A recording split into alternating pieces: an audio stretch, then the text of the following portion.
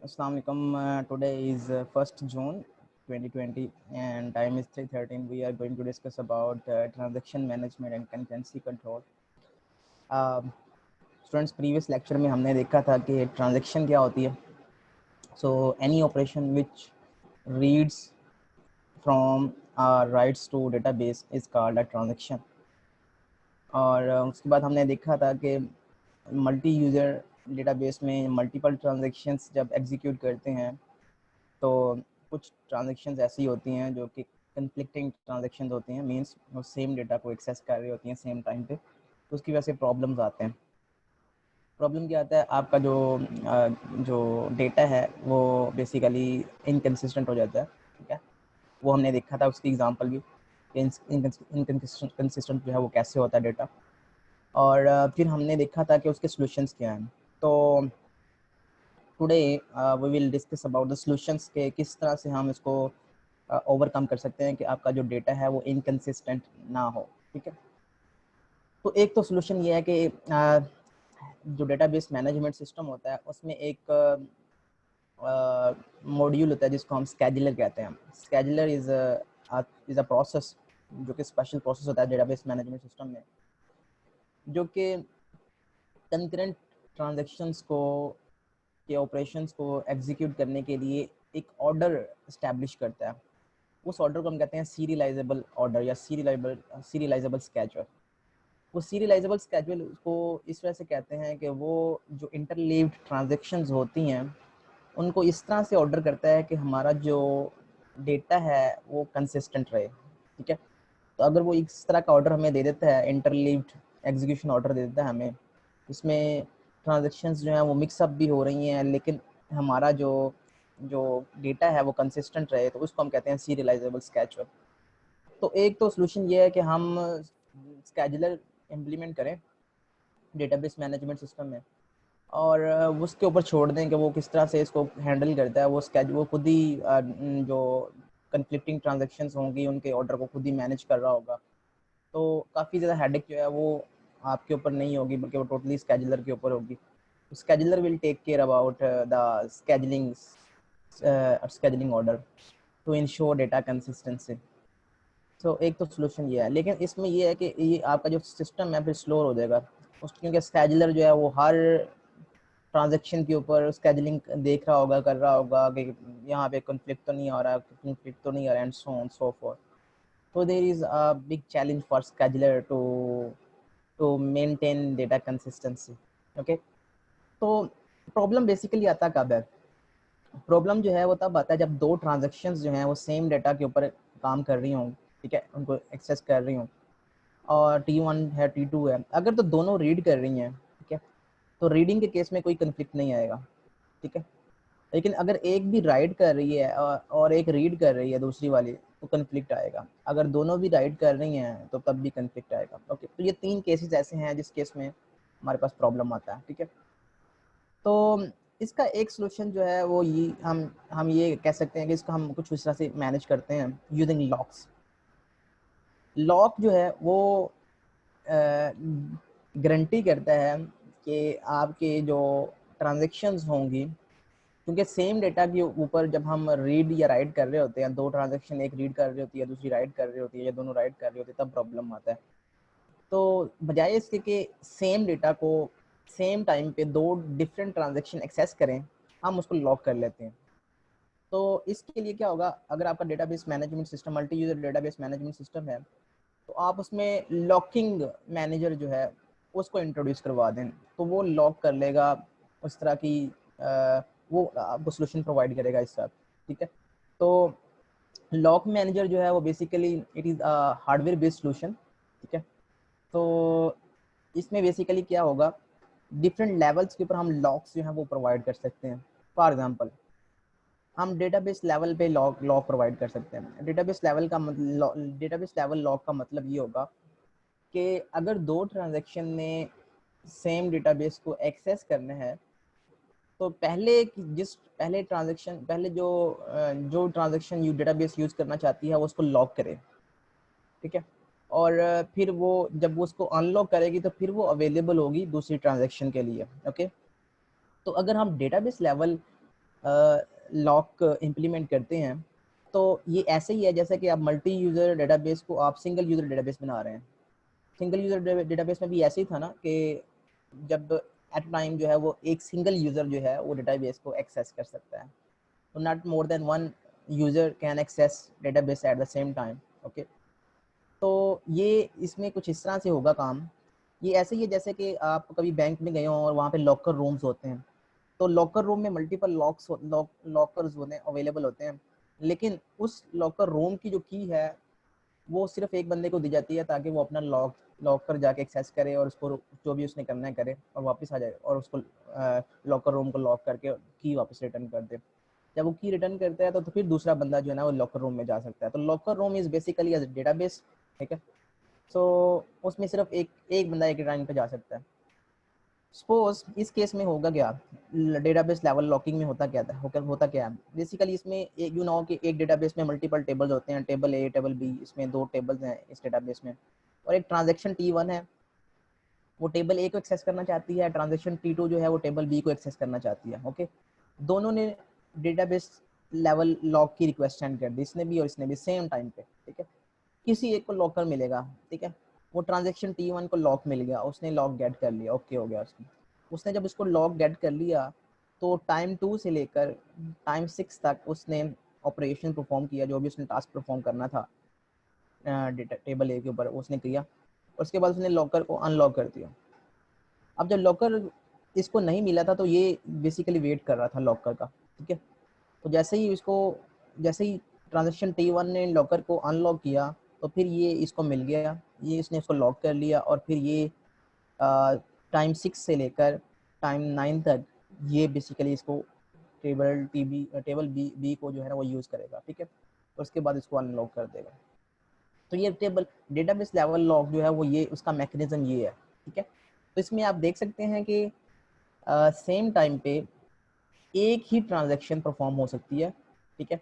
और इमेजिन के thousands of transactions जो हैं वो हमने एग्जीक्यूट करनी है, मल्टीपल थाउजेंड्स ऑफ यूजर्स जो हैं वो आपकी डेटाबेस के ऊपर ऑपरेशन परफॉर्म करने के लिए वो वेट कर रहे हैं। तो सीक्वेंस में one by one first come first serve की बेस पे या जैसे भी उनको टर्न दी जाएगी। और वो आप देख सकते हो कि अगर 10,000 लोग एक साथ आ गए हैं डेटाबेस को एक्सेस करने में, तो जो सबसे एंड पे जिसकी बारी आएगी, ठीक है, उसका सेशन पता नहीं कितनी दफ़ा एक्सपायर हो चुका होगा ना, blah blah blah. So this is not a good mechanism, although this is a solution, ये सोल्यूशन है, इसमें डेटा इनकंसिस्टेंट नहीं होगा, ठीक है, लेकिन this is a very bad solution. Okay, so database level की बजाय हम टेबल लेवल लॉक जो है वो इम्प्लीमेंट कर सकते हैं। यू नो कि पिछली दो ट्रांजैक्शन में एक ट्रांजैक्शन ने टेबल ए को एक्सेस करना था, दूसरी ट्रांजैक्शन ने टेबल बी को एक्सेस करना था, तो उनका कोई दरमियान में कोई कॉन्फ्लिक्ट भी नहीं था एज सच कि वो सेम डेटा को एक्सेस कर रहे थे, तो तब भी लेकिन फिर भी उनको वेट करना पड़ रहा था ड्यू टू डेटाबेस लॉक। लेकिन अब हम टेबल लेवल लॉक जो है वो इम्प्लीमेंट कर लेते हैं। टेबल लेवल लॉक में क्या होगा, टेबल लेवल लॉक में कुछ ये है कि एक डेटाबेस है, उसमें एक टेबल ए है, दो ट्रांजैक्शन है, T1 ट्रांजैक्शन है और T2 ट्रांजैक्शन है, दोनों ने इस सेम टेबल को एक्सेस करना है, ठीक है। तो दोनों ने टेबल की रिक्वेस्ट सेंड कर दी, टेबल लेवल लॉक की, इसने भी और इसने भी, ठीक है। तो ट्रांजैक्शन T1 फॉर्चुनेट थी, अगेन उसको दोबारा से फिर लॉक मिल गया, और टाइम 2 से लेकर टाइम 5-6 तक उसने उसको यूज़ किया, अपना ऑपरेशन परफॉर्म किया और फिर उसने उसको अनलॉक कर दिया। इस टाइम 2 टू टाइम 6 के दरमियान जो ट्रांजैक्शन T2 होगी वो वेट करेगी, ठीक है। वेट करने के बाद जब टाइम 6 होगा तो उसको वहाँ पे लॉक मिल जाएगा, क्योंकि लॉक जो है वो रिलीज हो चुका है, और फिर वो उसको टाइम 9 तक यूज़ करेगी और फिर उसको अनलॉक कर देगी, ठीक है। तो ये टेबल लेवल लॉक का मैकेनिज्म ये है। टेबल लेवल लॉक तब लगेगा जब भी कोई ट्रांजैक्शन किसी पर्टिकुलर टेबल को एक्सेस करना चाहती हो, वो उसको पहले लॉक करेगी, अगर वो ऑलरेडी लॉक किया तो उसको वेट करेगी, ओके। तो ये मैकेनिज्म है, ओके। तो इसमें ये है कि जितने आपके पास टेबल्स हैं, फॉर एग्जांपल एक डेटाबेस में 100 टेबल्स हैं, तो 100 ट्रांजैक्शंस जो हैं वो इन पैरेलल एग्जीक्यूट हो सकती हैं, ठीक है, क्योंकि हर एक अपनी अपना टेबल जो है वो अलग अलग लॉक कर सकती है और उसको अपना ऑपरेशन उसके ऊपर परफॉर्म कर सकती है। तो इसमें यह है कि जितने टेबल्स होंगे आपके, उतनी उतनी ट्रांजैक्शंस आप पैरेलल जो है वो परफॉर्म कर सकते हो, ओके।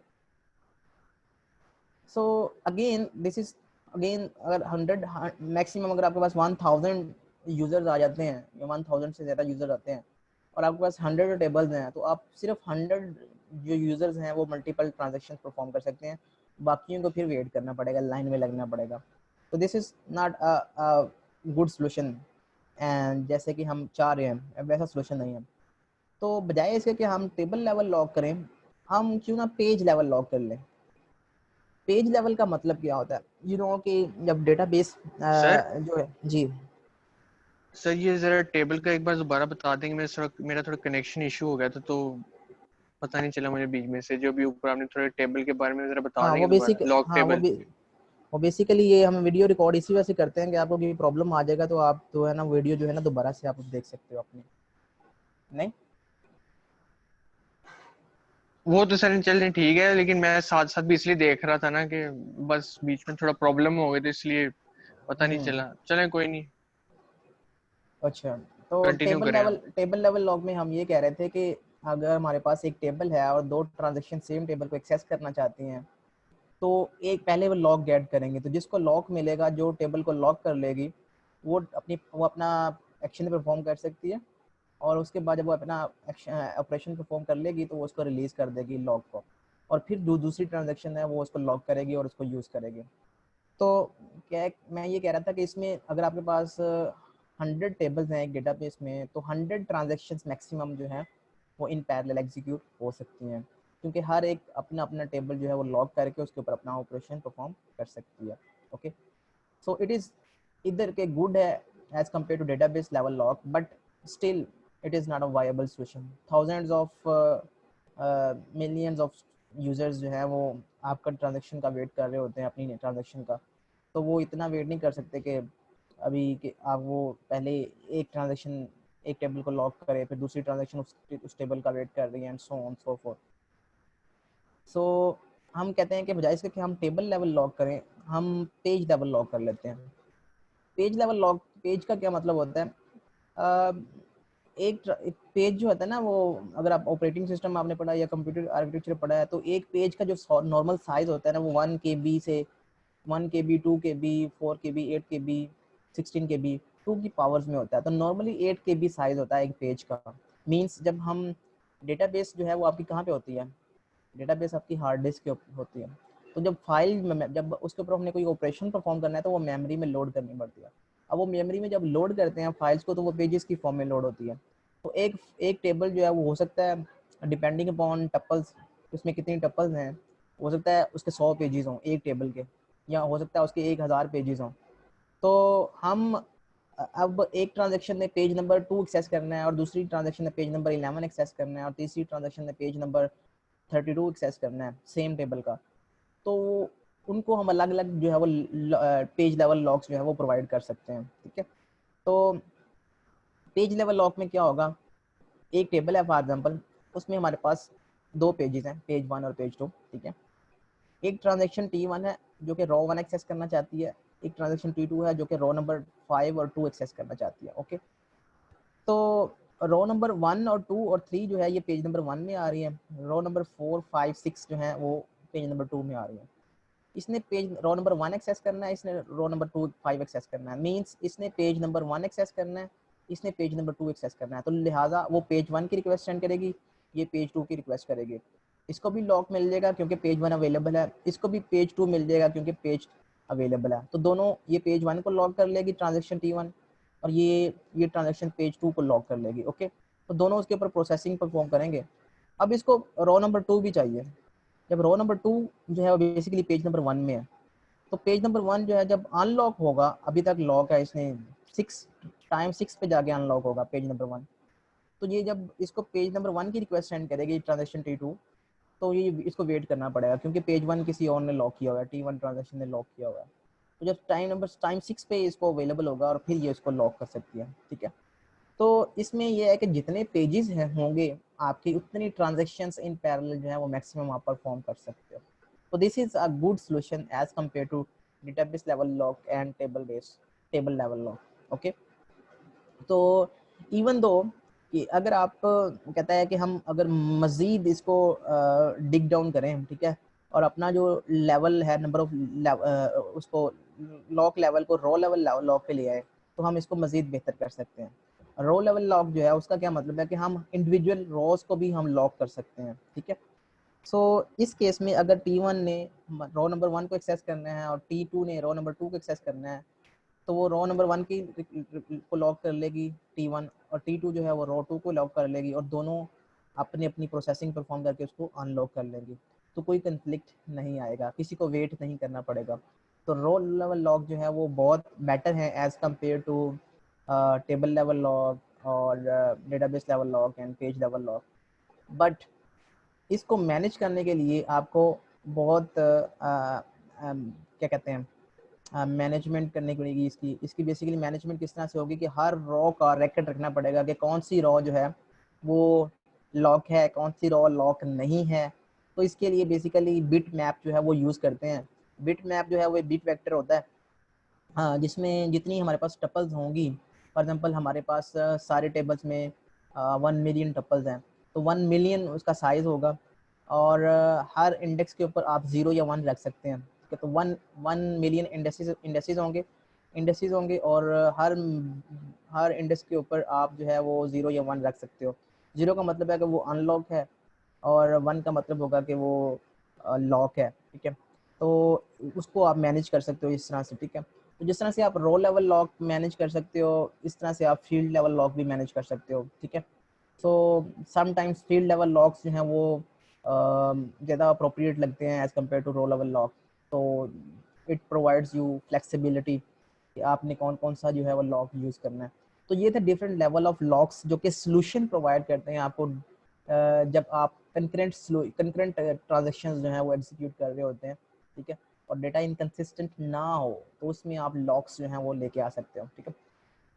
सो एक्चुअली ये डिफरेंट लेवल्स थे लॉक्स के, लेकिन लॉक्स की दो टाइप्स होती हैं, मेजर टाइप्स। एक होती है बाइनरी और एक होती है शेयर्ड।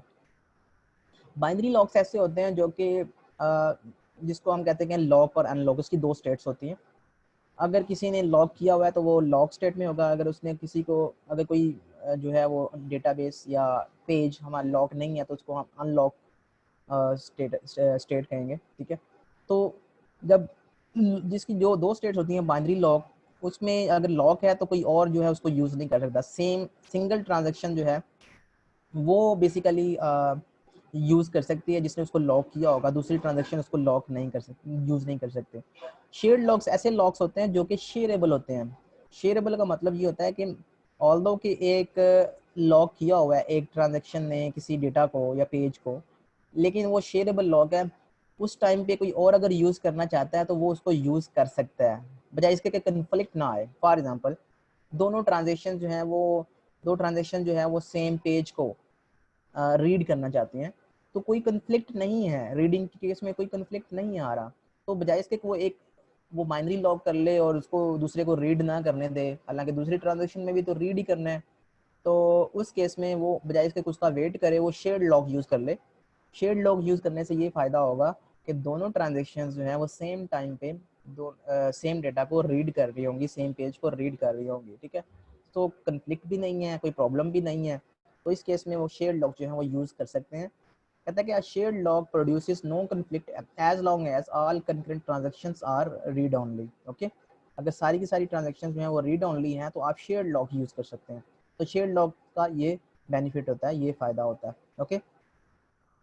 सो अब जब हमने लॉक्स यूज़ किए हैं ना, तो हमने लॉक्स इस वजह से यूज़ किए थे हम डेटा इंकंसिस्टेंट रखना चाहते हैं। जब कंकरेंट इंस्ट्रक्शन एग्जीक्यूट होंगी, जब वो इंटरलीव कर रही होंगी तो उसमें डेटा इनकंसिस्टेंट हो सकता है। तो इसको बचाने के लिए हमने कहा था कि हम लॉक्स यूज़ कर लेंगे। लेकिन जब हम लॉक्स यूज़ करेंगे तो कहता है कि एक और प्रॉब्लम आ जाता है जिसको हम कहते हैं डेडलॉक। तो डेडलॉक क्या होता है? डेडलॉक तब आता है जब आपके पास फॉर एग्जांपल दो ट्रांजैक्शन है। डेडलॉक कब आता है मैं आपको बताता हूँ। Let's take an example.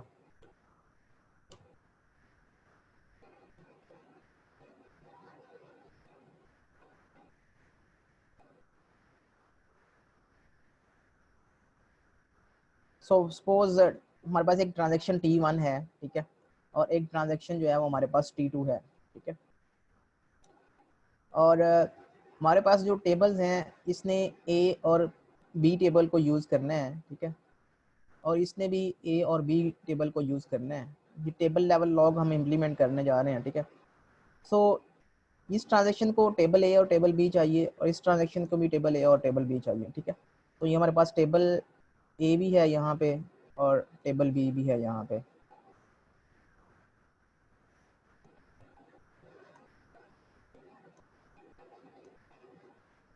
Suppose दोनों ट्रांजेक्शन ने सेम टाइम पे रिक्वेस्ट कर दी।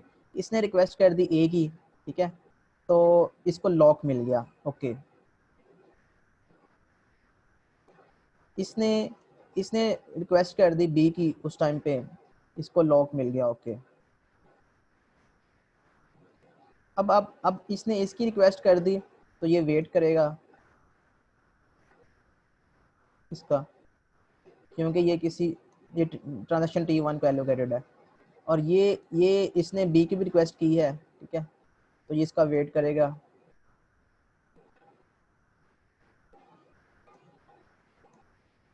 तो आप देख सकते हो कि ट्रांजेक्शन T1 जो है वो टेबल बी का वेट कर रहा है, ठीक है, और ट्रांजेक्शन T2 जो है वो टेबल ए का वेट कर रहा है, ठीक है। तो एक ने, अब ये ए जो है वो रिलीज नहीं होना, क्योंकि T1 का एक्शन ऑपरेशन तब परफॉर्म होगा जब उसको दोनों टेबल मिलेंगे ए और बी, और T2 का ऑपरेशन तब कंप्लीट होगा जब उसको दोनों टेबल मिलेंगे ए और बी, ठीक है। अब T2 ने एक बी जो है उसको कैप्चर किया हुआ है, ठीक है, बी को कैप्चर किया हुआ है, होल्ड किया हुआ है, और ए का वेट कर रहा है, ठीक है, ए उसको नहीं मिला। और जो T1 ट्रांजेक्शन है, इसने ए को कैप्चर किया हुआ है, होल्ड किया हुआ है, और बी उसको नहीं मिला और उसका वेट कर रहा है। तो एक ट्रांजेक्शन ने एक टेबल को होल्ड कर लिया, दूसरे का वेट कर रहा है, और दूसरी ट्रांजेक्शन ने दूसरा टेबल होल्ड किया हुआ है और पहले का वेट कर रहा है, okay. So this state is actually called deadlock. ये एक ऐसी स्टेट है जिसमें डेडलॉक आ गया। ये ऐसे ही जैसे कि आप एक पुल क्रॉस कर रहे हैं, ठीक है, और पुल जो है ना, यहाँ पे भी एक गाड़ी आ गई है जो कि इस डायरेक्शन में मूव कर रही है, ठीक है, और एक गाड़ी जो है वो इस तरफ से आ गई है जो कि इस डायरेक्शन में मूव कर रही है, ठीक है। तो ना ये गाड़ी गुजरेगी या ना ये गाड़ी गुजरेगी, ठीक है। सो एक ही गाड़ी रिवर्स हो गुजरे, जाएगी। हाँ, ये गाड़ी जो है ना वो एक ही गुजरने का यहाँ पे रास्ता था। पीछे लंबी कतारें लगी हुई हैं गाड़ियों की, there is no reverse chance, यहाँ पे भी गाड़ियाँ हैं। तो ये एक ऐसी स्टेट है जो कि डेडलॉक स्टेट आ गई है, ठीक है। तो ना ये गाड़ी आगे जाएगी ना ये गाड़ी मूव होगी, तो इसको कहते हैं डेडलॉक। तो इस कल तरह फिर से लड़ाई यही हो जाएगी। यहाँ पे भी यही स्टेट है कि एक ट्रांजेक्शन ने एक टेबल को लॉक किया हुआ है, दूसरे का वेट कर रहा है, और दूसरी ट्रांजेक्शन ने दूसरा टेबल जो है वो लॉक किया हुआ है और पहले का वेट कर रहा है, दिस स्टेट। तो लॉक की वजह से एक और प्रॉब्लम क्रिएट हो गया जो कि डेडलॉक हो गया। अब चलो जी डेडलॉक को सॉल्व करें। पहला प्रॉब्लम क्या था कि जब कंटेंट ट्रांजेक्शन एग्जीक्यूट होती है तो डेटा इनकंसिस्टेंट होता है, तो हमने कहा चलो लॉक्स यूज कर लेते हैं। जब हमने लॉक्स यूज किया तो पता चला तो इसमें डेडलॉक आ जाता है, तो ये तो और प्रॉब्लम खड़ा हो गया हमारे लिए। तो डेडलॉक्स को फिर भी किस तरह से रिजॉल्व करें, अब इसको सॉल्व तो करना ही है, ठीक है। तो कहता है कि हम टू फेज लॉकिंग जो है वो यूज करते हैं टू इंश्योर सीरियलाइजेबिलिटी। सीरियलाइजेबिलिटी क्या होती है? Serialisability is an order of execution जो कि आपको डेटा कंसिस्टेंट प्रोवाइड करता है, ये उसको सीरियलाइजेबिलिटी कहते हैं। तो कहता है कि two phase level locking use करें। वो टू फेज लेवल लॉकिंग क्या होती है? वो क्या कहता है? वो कहता है कि अगर आपने एक ट्रांजेक्शन में सारे के सारे लॉक्स जो हैं वो उसने कर लिए हुए हैं, एक्वायर कर लिए हुए हैं, ठीक है, तो वो अपनी ट्रांजेक्शन एग्जीक्यूट करे, ठीक है। और जब वो ट्रांजेक्शन एग्जीक्यूट कर ले तो उसके बाद वो लॉक्स जो है वो रिलीज करना शुरू कर दे, ठीक है। तो पहले फेज को हम कहते हैं ग्रोइंग फेज, दूसरे फेज को हम कहते हैं शिर्किंग फेज। ग्रोइंग फेज में ये होता है कि एक ट्रांजेक्शन जो है जिसको जितने लॉक्स चाहिए वो वन बाय वन उन लॉक्स को लॉक करता जाता है, और जब वो सारे के सारे लॉक्स गेट कर लेता है तो वो अपना जो ट्रांजेक्शन है उसको एग्जीक्यूट करता है, ठीक है। तो कहता है कि इसको ये टू लेवल फेज लॉकिंग है, इसको हम इंश्योर करते हैं। वो किस तरह से इंश्योर होती है? वो कुछ इस तरह से इंश्योर होती है कि फॉर एग्जांपल ग्रोइंग फेज में कुछ इस तरह से हो रहा है कि ट्रांजेक्शन T1 है वो स्टार्ट होगी टाइम T1 पे और उसने एक लॉक एक्वायर करना था वो एक्वायर कर लिया, फिर उसने दूसरा लॉक एक्वायर करना था वो एक्वायर कर लिया, फिर वो यहाँ पे उसने जितने भी लॉक्स एक्वायर करने थे वो एक्वायर कर लिए, ये लॉक पॉइंट होगा। लॉक पॉइंट में वो फिर उसने क्या किया, ऑपरेशन परफॉर्म किया, ऑपरेशन परफॉर्म करने के बाद फिर उसने लॉक को रिलीज करना शुरू कर दिया वन बाय वन। तो ये बेसिकली शिपिंग फेज है, ठीक है। सो टू फेज लॉकिंग प्रोटोकॉल जो है वो कुछ इस तरह से वर्क करता है।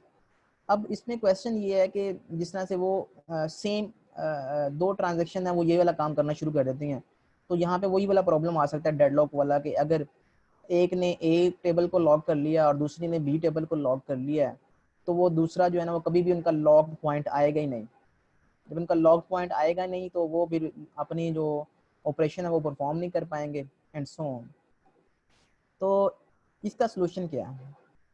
अब हम इसका सोल्यूशन प्रपोज करने जा रहे हैं डेडलॉक का। इसके तीन सोल्यूशन है। There are three basic techniques to control deadlocks. पहली टेक्निक है डेडलॉक प्रिवेंशन। डेडलॉक प्रिवेंशन का मतलब क्या है?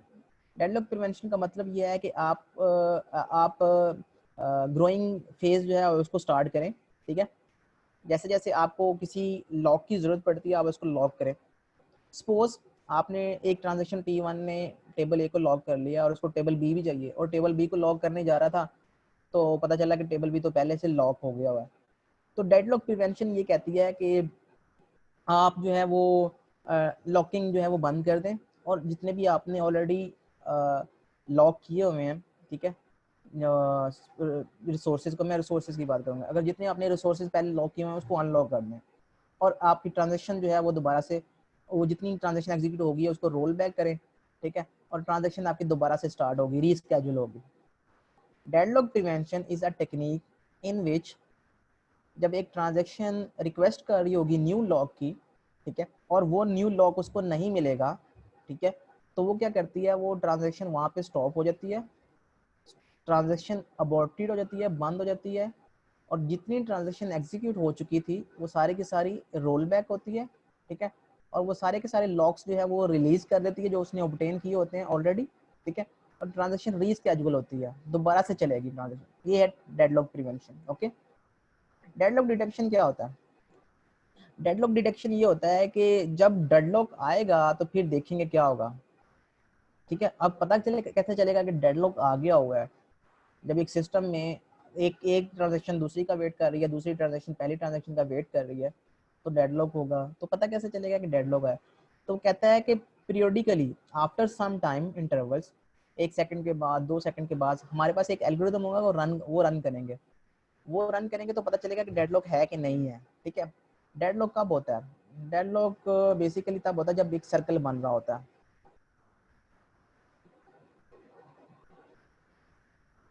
जब ट्रांजेक्शन T1 जो है वो एक ऐसे रिसोर्स का वेट कर रही है जो ट्रांजेक्शन T2 के पास है,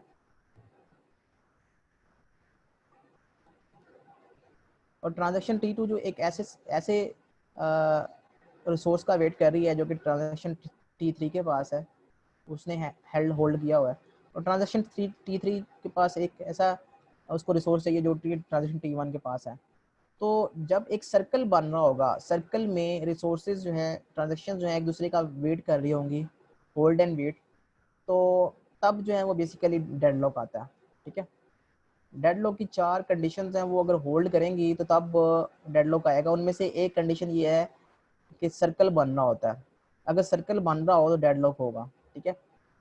तो इस केस में वो कहता है कि हम आफ्टर डेडलॉक डिटेक्शन के केस में हम ये करेंगे कि हर 2 सेकंड के बाद या 3 सेकंड के बाद या एक फिक्स इंटरवल के बाद हम एक एल्गोरिथम रन करेंगे। उसको एल्गोरिथम को भी बेसिकली कहते हैं सेफ्टी एल्गोरिथम, ठीक है। वो यहाँ पे डिस्कस नहीं हो रहा, वो ऑपरेटिंग सिस्टम में आप डिस्कस करते हो तो वो यहाँ पे डिस्कस नहीं होता। जब सेफ्टी एल्गोरिथम होता है, ठीक है, तो वो रिसोर्स एलोकेशन ग्राफ भी होता है, एक दो एल्गोरिथम होते हैं, ठीक है, रिसोर्स एलोकेशन ग्राफ एल्गोरिथम। तो ये एल्गोरिथम जो है वो बेसिकली क्या करते हैं, ये एल्गोरिथम हर 2 सेकंड के बाद या 3 सेकंड के बाद एग्जीक्यूट करेंगे और देखेंगे कि क्या सर्कल तो नहीं है, ठीक है, रिसोर्सेज की डिमांड में सर्कल तो नहीं आ रहा। अगर सर्कल आ रहा है इसका मतलब है डेडलॉक है। तो डेडलॉक को फिर वो कहता है कि ख़त्म कैसे करेंगे, किसी एक रिसोर्स को प्रीएम्प्ट कर देंगे। उसको अबॉर्ट कर देंगे, किसी एक ट्रांजेक्शन को ख़त्म कर देंगे। जब किसी एक ट्रांजेक्शन को एज ए विक्टिम ट्रांजेक्शन ख़त्म करेंगे, ठीक है, तो उसको रोल बैक करेंगे, और रोल बैक करके बाद उसको रीस्केड्यूल करना पड़ेगा। ओके, तो इससे क्या होगा, इससे हमारा जो डेडलॉक है वो ख़त्म हो जाएगा। इसने जो रिसोर्स ऑक्यूपाई किए होंगे, ठीक है, जो उसने टेबल हेल्ड किया होगा, जिसका T1 वेट कर रहा होगा, वो उसको मिल जाएगा T1 को, और T1 अपना ऑपरेशन कंप्लीट कर लेगा। इसी तरह से जब T1 अपना ऑपरेशन कंप्लीट कर लेगा तो T1 अपने रिसोर्सेज रिलीज कर देगा, और फिर वो अवेलेबल हो जाएंगे T3 के लिए, और T3 भी अपना काम मुकम्मल कर लेगा, एंड सो ऑन। तो इस तरह से डेडलॉक खत्म हो जाएगा। लेकिन ट्रांजैक्शन T2 जो है उसको दोबारा से स्टार्ट करना पड़ेगा। This is called deadlock detection. Okay, deadlock detection में पीरियोडिकली हम डेडलॉक को डिटेक्ट करते हैं। अगर डेडलॉक फाउंड हो जाए तो हम एक विक्टिम ट्रांजैक्शन जो है वो उसको हम अबॉर्ट कर देते हैं, और उसको रोल बैक करते हैं, और उसको रीस्टार्ट कर देते हैं। तो ये है डेडलॉक डिटेक्शन टेक्निक। ओके, इससे भी डेडलॉक खत्म हो जाता है। नंबर 3 एक और टेक्निक है जिसको हम कहते हैं डेडलॉक अवॉइडेंस। डेडलॉक अवॉइडेंस जो है ये बड़ी सेफ टेक्निक है। ये कहती है कि डेडलॉक आएगा ही नहीं। वो कैसे? वो कहता है कि जो भी ट्रांजैक्शन है वो, उसको जितने भी लॉक्स चाहिए ना, पहले जितने भी रिसोर्सेज चाहिए उसको, वो सबको लॉक करे। अगर उसको ए टेबल चाहिए, बी टेबल चाहिए, सी टेबल चाहिए, तो सारे के सारे टेबल्स की रिक्वेस्ट सेंड करे, और सारे के सारे टेबल्स की रिक्वेस्ट जो है वो अगर अप्रूव हो जाए तो फिर वो अपनी ट्रांजैक्शन परफॉर्म करे। अगर एक भी लॉक उसको नहीं मिलता तो वो बेसिकली वो एग्जीक्यूट ही नहीं होगी, वो दूसरे लॉक्स को भी रिलीज कर देगी, ठीक है, और आफ्टर सम टाइम वो दोबारा से रीस्टार्ट होगी। मींस जब भी किसी ट्रांजैक्शन ने परफॉर्म करना है, अपने ऑपरेशन परफॉर्म करने हैं, तो वो सारे के सारे लॉक्स जो हैं उनकी रिक्वेस्ट सेंड करेगी। जब सारे के सारे लॉक्स उसको मिल जाएंगे तो वो बेसिकली एग्जीक्यूट हो जाएगी, और ऑपरेशन अपने लॉक्स को बाद में रिलीज कर देगी। अगर उसको एक भी लॉक नहीं मिलता तो वो जो ऑलरेडी उसने लॉक्स कैप्चर किए हुए हैं, ठीक है, वो भी उनको भी रिलीज कर देगी और दोबारा से रीस्टार्ट होगी, एंड सो ऑन। तो डेडलॉक अवॉइडेंस में के इसमें डेडलॉक आएगा ही नहीं, ठीक है। तो ये 3 टेक्निक्स हैं जो अभी हमने डिस्कस की हैं: deadlock prevention, deadlock detection, and deadlock avoidance, ठीक है। सो इसको हम डेडलॉक डिटेक्शन एंड रिकवरी भी कहते हैं, क्योंकि इसमें डेडलॉक को हम रिकवर भी कर रहे होते हैं। तो ये 3 टेक्निक्स हैं जो कि हम इम्प्लीमेंट कर रहे होते हैं जब हम लॉक्स को यूज़ करते हैं। तो इन तीन टेक्निक्स को हम कंसिडर करते हैं कि डेडलॉक ना आए आपके लिए। क्योंकि डेडलॉक अगर आ जाएगा तो उससे होगा क्या? उससे होगा ये कि आपकी ट्रांजैक्शन कभी भी परफॉर्म नहीं होगी। एक दूसरी ट्रांजैक्शन का वेट कर रही होगी, दूसरी ट्रांजैक्शन पहली का वेट कर रही होगी। तो ट्रांजैक्शंस ने लॉक भी किया होंगे, वो ना तो अपने ऑपरेशन परफॉर्म करेंगी, ना दूसरे को ऑपरेशन परफॉर्म करने देंगी, ठीक है। तो ये है प्रॉब्लम्स जो कि हमें फेस करने पड़ते हैं डेडलॉक में, ठीक है। तो यहाँ पे क्वेश्चन है, यहाँ पे जब हमने अबॉर्टेड की बात की, मीन्स अबॉर्टेड का मतलब होता है कि हमने ट्रांजैक्शन को ख़त्म करना है, ठीक है। अब एक ट्रांजैक्शन जो है वो हमारे पास चल रही थी कोई आधे घंटे से, ठीक है।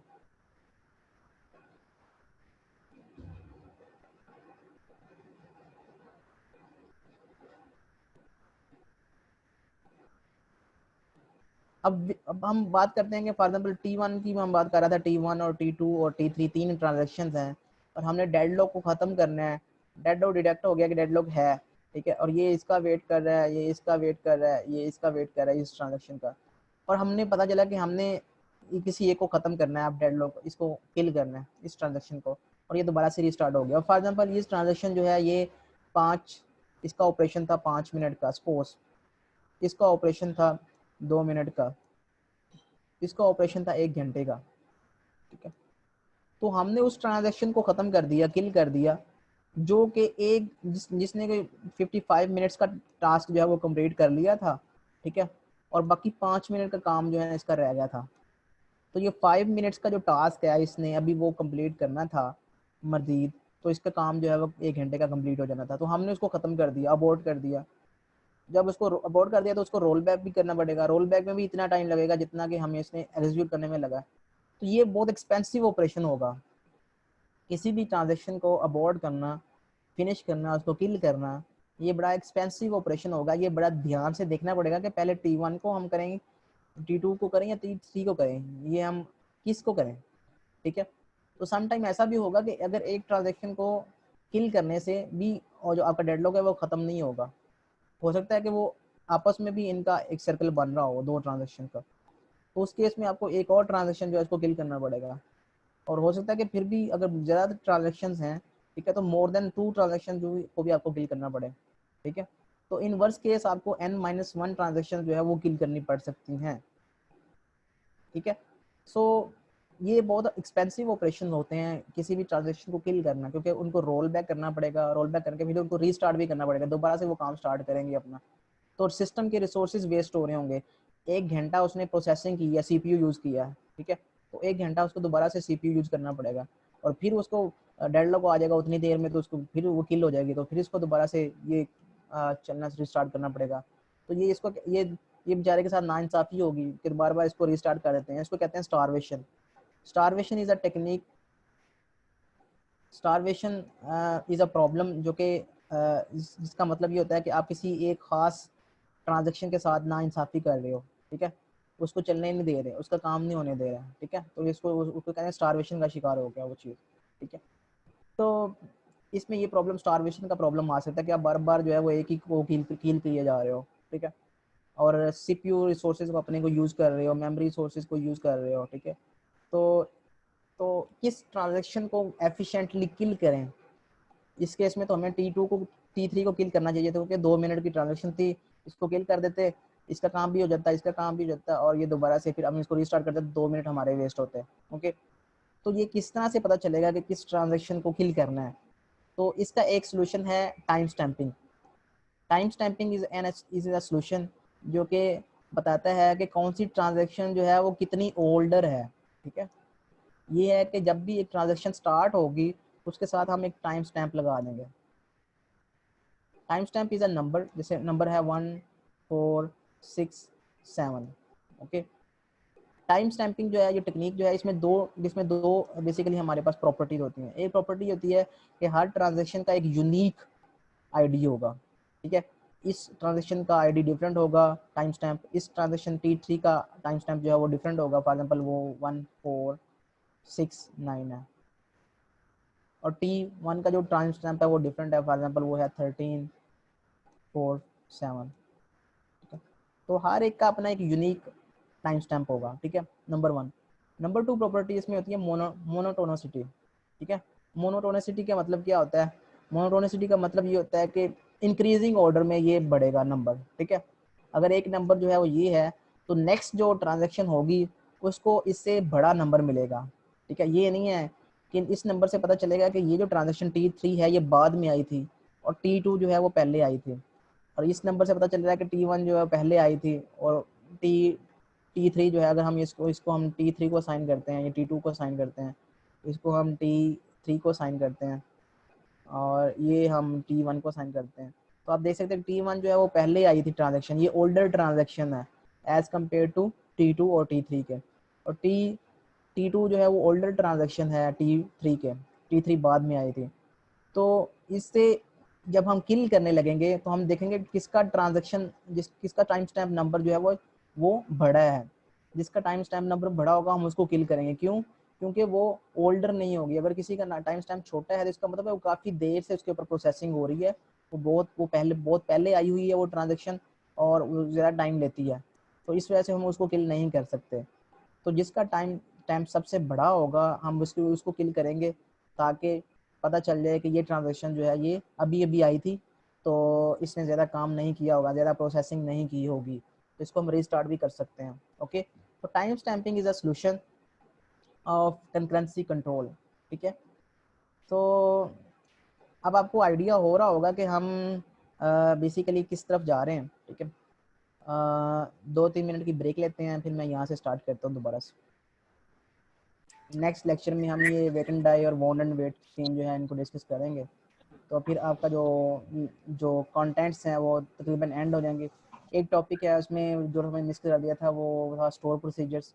स्टोर प्रोसीजर जो है वो हम इंशाल्लाह नेक्स्ट क्लास में डिस्कस कर देंगे। तो आपका कोर्स जो है वो ख़त्म हो जाएगा, फिर मैं इसको मंडे वाली क्लास में रिवाइज करवा दूंगा कंटेंट्स, और आपको बता दूंगा कि कौन से सेक्शन में कितने परसेंट जो है वो फाइनल आपका आएगा, एंड ब्ला ब्ला ब्ला, ठीक है। सर 15 जून को हमारा पेपर है ना?